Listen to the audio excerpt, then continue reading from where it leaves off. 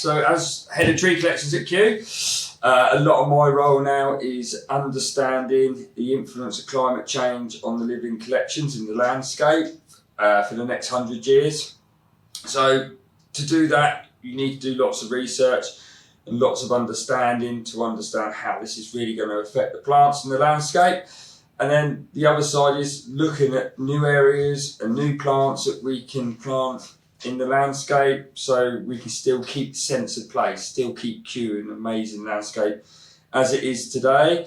And then the other side of my role is really managing the everyday, so managing the arboretum and keeping the upkeep of the arboretum regarding the trees and overseeing the team. But also alongside that is a lot of project work. So I'm involved with various different projects in and out of Kew, but more importantly my research. So I'm still doing my research at Lancaster University, using climate models and species distribution modelling to try and predict where and what species we should be planting for the future. Yeah, it's gone really well. I'm just in the mix of writing a paper at the moment. The models worked really well. We've got some amazing results, which is fantastic. It's actually worked a lot crisper than what I once thought. So we're getting some really good predictions now. I've built a subsection onto that work, so we can now look at and predict what ecosystems we should be selecting plants from, which is how come I've been away recently in Georgia. And then that's all gone really well. My supervisors are really pleased with all the work, so it's now just finishing that side up to then move on to the next phase, which is trying to understand why these plants do better than others. So from the model predictions, what we're now doing is now looking at some of those species to understand how species adapt across the climate gradient. So by selecting plants from the very west of their distribution, so the wettest and warmest of their environment, all the way across their climate range, right to the very east of their distribution where it's really hot and dry. So we're going from a moist temperate ecosystem all the way to semi-arid and trying to understand how trees or plants adapt to live in two very different ecosystems, but taxonomically the same species. And that work going forward is going to be critically important for the selection of urban trees and how we can try to increase tree establishment by understanding what we call traits, how different plants and different trees have traits in order to deal with different stresses. So that's the real next phase of the research. Yeah, so I'm really fortunate working with the Met Office. We do a lot to do with microclimates and climate change for pests and disease. So we've had a project here at Kew that's run all summer. We're now just going into second phase, so we're going to carry on the monitoring all year. And that's really interesting work.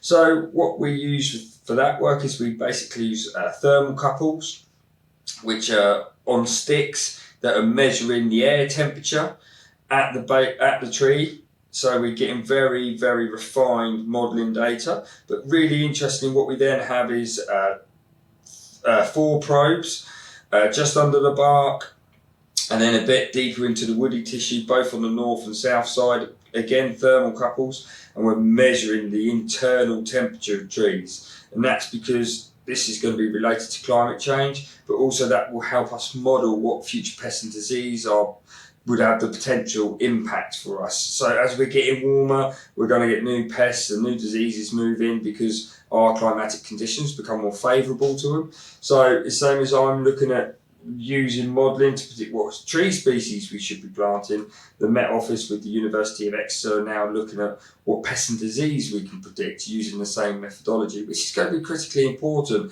As much as I look at trees and I look at the species selection for climate stress, pest and disease is the next big thing, and it's all related. If a tree's not doing very well because it's stressed because of climate stress, it's then vulnerable to pest and disease. So they both go hand in hand. And it's been a really interesting project. We're just like I say, come to the end of the first phase. So we're now just looking at the results, and hopefully we can start to look at creating a publication on the implications of that, but also see what these model results will show us. Yeah, so this is the difference between weather and climate. When you often talk to people think about the weather. That's the day to day. So, and very small changes in weather patterns. Well, what we do is we look at climate, we're looking at a 10 to 20 year span, and you're looking at your averages. But what we do know, and is on trend from the period from 1981 to 2020, we know the trends are following the right patterns. So what we look at is we look at long-term mean temperatures, for instance. We're just looking at temperature. But so we know for London, for instance, because of the urban heat island, temperatures currently are mean temperatures of 10 degrees. By 2090, we're going to shift to 14 degrees, so we're going to get 4 degrees warmer. Now, that's fine for plants if precipitation, rainfall, was to keep intact with that. But what's really interesting for the southeast, we don't actually see a large increase in rainfall. So currently, our average rainfall is 600 mil of precipitation, and then by 2090, we're going to get to about 660. So we see very little increase. Now that's really significant. And then it's the time we're getting the precipitation. So what we're predicting, we will still get some rainfall in the spring, but the summers are going to be very warm and dry. And that's what's really important for people to understand.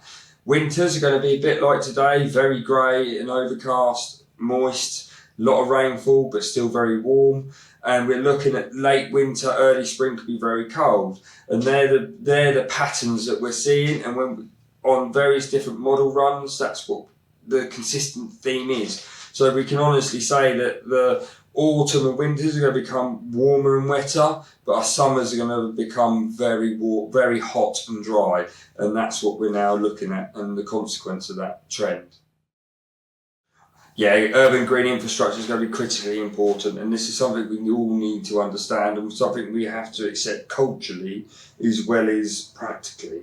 We're going to have to get to the point where we do need to get more urban trees into the landscape, and it's for many reasons. But we're looking at the ecosystem services, so it's very complex, but overall, the best way to think of it is urban trees and nature's air conditioning. So if we can select the right trees that can deal with heat stress and drought stress, they will carry on functioning because they have the traits to do that. And when they are functioning and they can carry on growing through photosynthesis, they then, there's still transrespiration, and that transrespiration process is what cools the air. And that's what we really do need from plants as well as shade. It's the combination. The issue we have currently is not all species that we're planting have that ability to do that. And when trees start to go into stress, they lock down their cells. And when they're locking down their cells, they're trying to prevent water loss. And there is in some cases where the species are locking down and they're not producing enough shade, they can actually increase thermal temperatures. So it's really important we understand. But trees are just one of the aspects of this. We need to start looking at how we integrate the next level down in the ecosystem. We need to go for a multi-layered ecosystem approach. So we need to look at woody shrubs, and we need to still think about planting schemes with the big trees, the big shade trees, and then the smaller trees, and then your shrub layer. If we could build that into urban design, we will then get along the way of trying to mitigate some of the urban heat island effects. Because if we have the lower shrub level, especially if they're well adapted to growing in these dry environments, that will cool ground temperatures. And that's what we all forget about in the summer, is the absorption from the heat and radiation, the solar interception. What that does is that, especially with concrete and hard surfaces within an urban landscape, that absorbs heat. And then when we go into darkness, it then radiates that heat out. And that's the problem we see, and that's why we get these high temperatures in the summer months in the urban environments. So green infrastructure is going to be vitally important, and it's also a sustainable way of managing it, even for human health. We need those big shade trees so people can rest and take time to sit and recover under the shade of trees.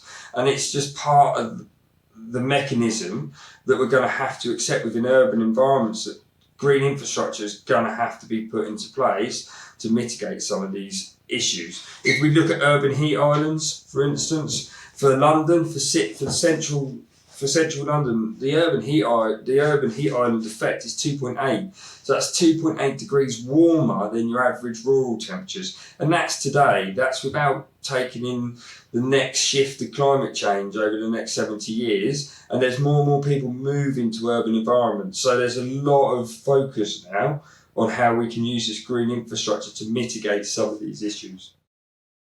Yeah, really interesting time. We're looking at that, but one, we're identifying lots that are not in cultivation always, but there's some that are. So we have things like a lot of the tilia, a lot of the lime species, tilia.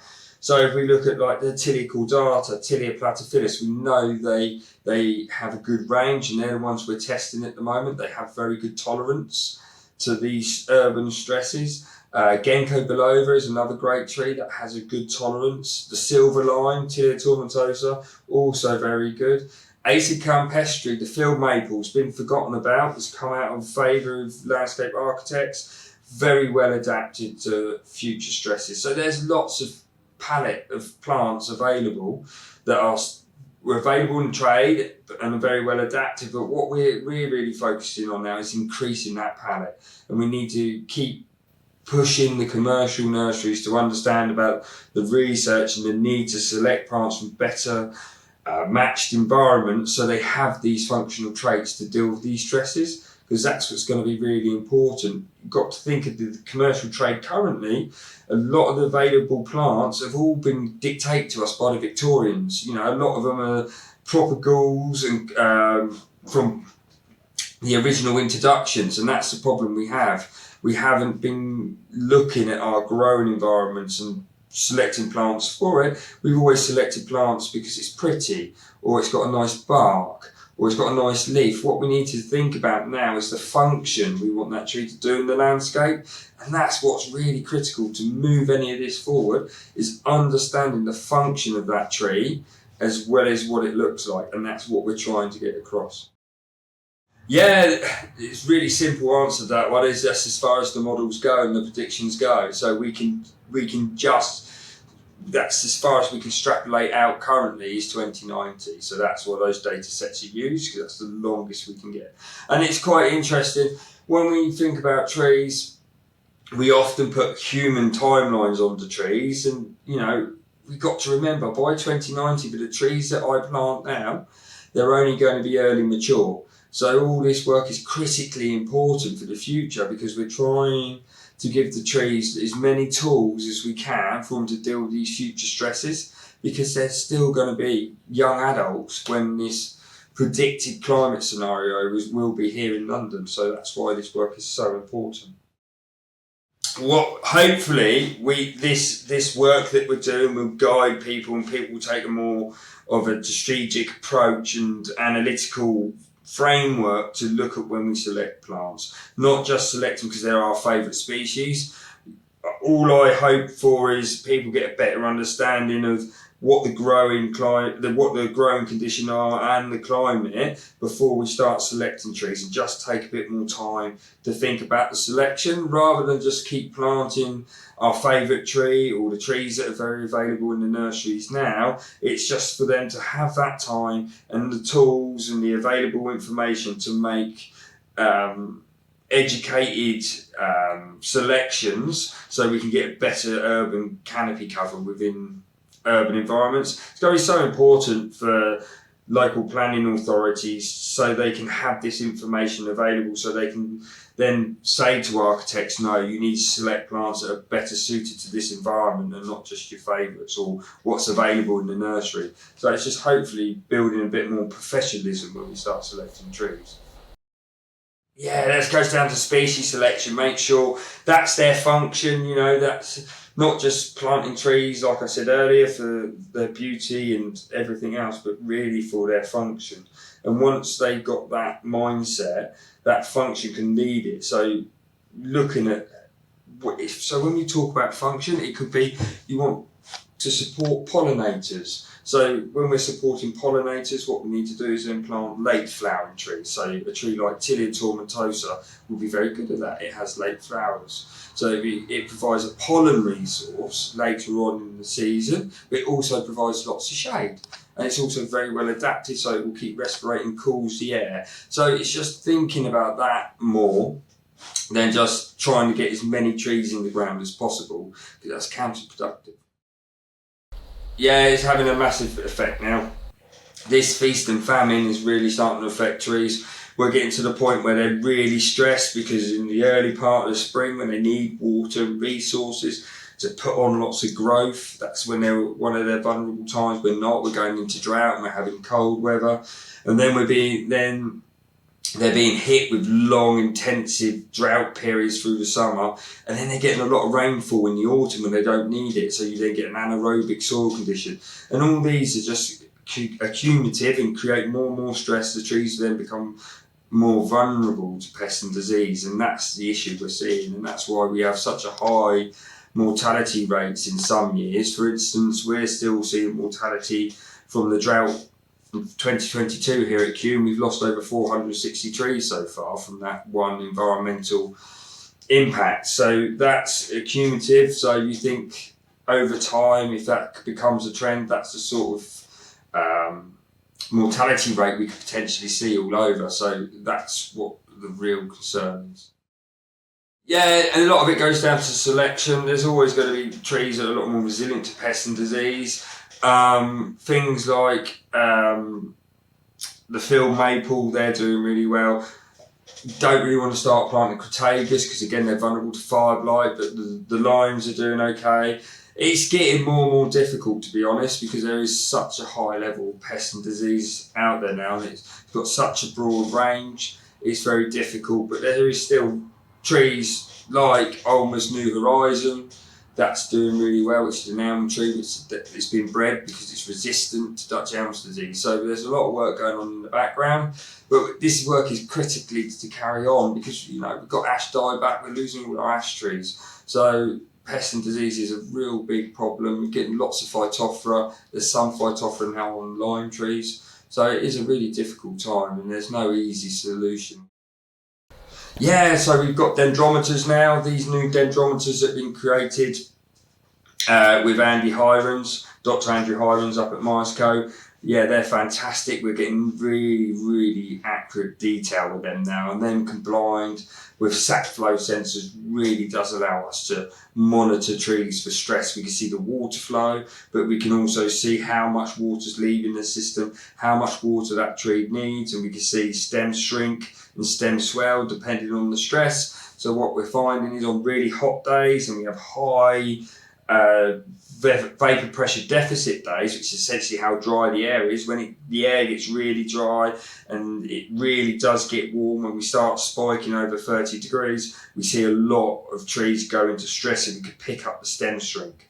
And that's what's really, really interesting now. And we've got lots of monitoring trees, sentinel trees out in the Arboretum, which we're using now to monitor this stress over a longer period. So the dendrometers are really telling us a great story in how these trees are dealing with the stresses.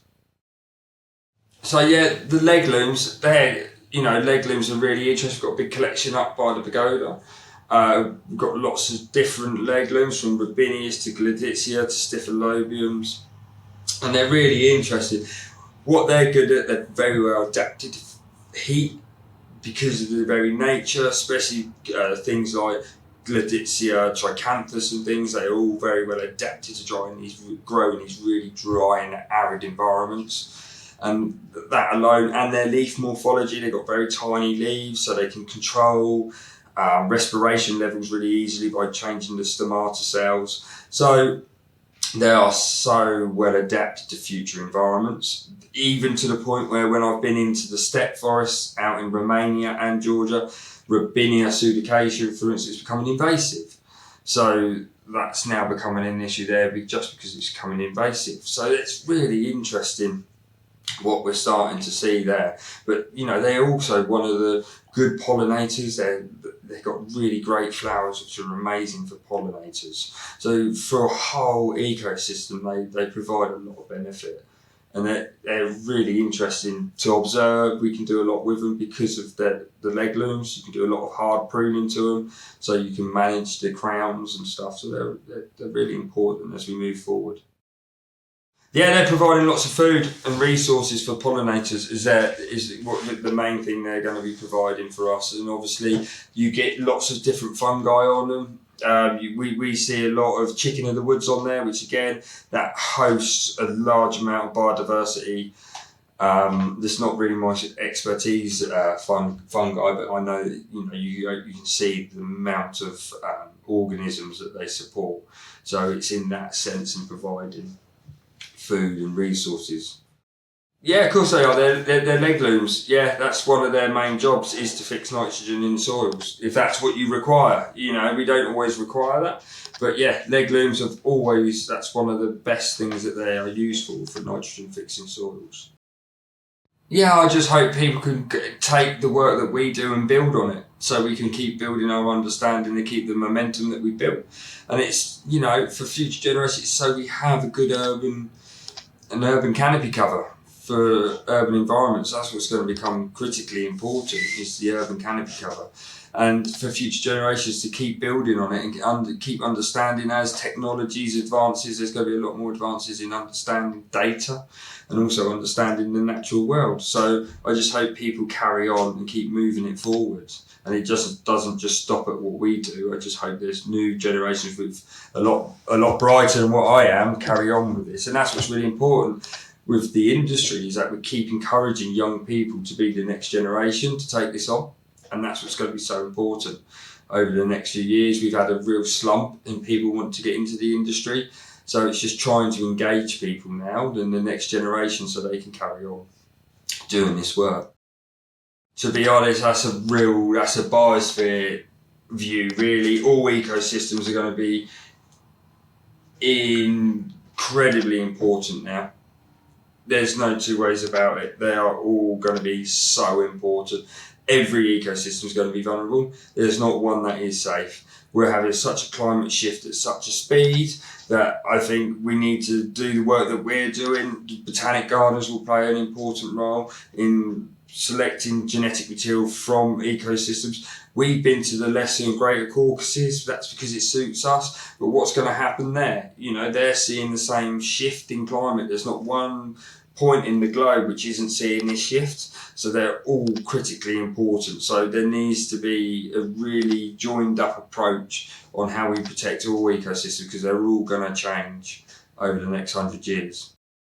No, we're collaborated. So the work that we done was presented at Singapore. It was the next international symposium for botanic gardens. And through the BGCI, we are now, we're one of the leading authorities on this. And there's lots of people we're working with in partnerships, not just in the UK, but in America and in Europe and in Australia. So there's a real big push now to all work collaboratively. So it's really gathering the steam now, which is amazing to see and be part of. And that's what's so exciting about this work now, is that we're all working very collaboratively.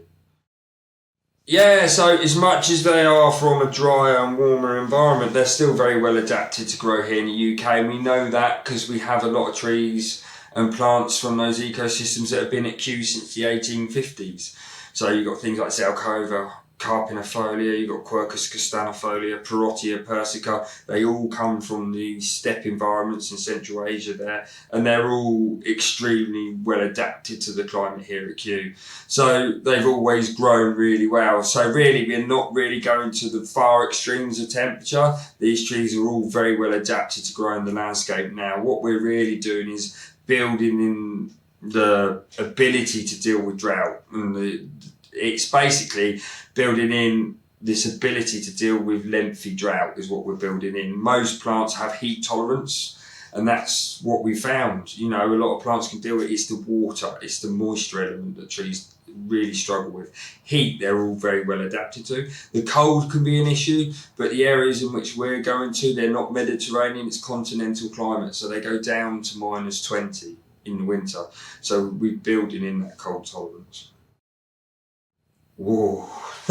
No, the hope is that we can carry on researching and bringing in new material, and by working collaboratively, there is some of this we can come to solutions, especially in the urban environment and urban trees. I think within the next 5 years, we will have the ability to plant sustainably going into the future, and I do think that's still quite exciting, and there's lots of things we can still do, but it's still early days. We're still very early on in our research, but I hope within the next 5 years we'll have some really positive movements forward.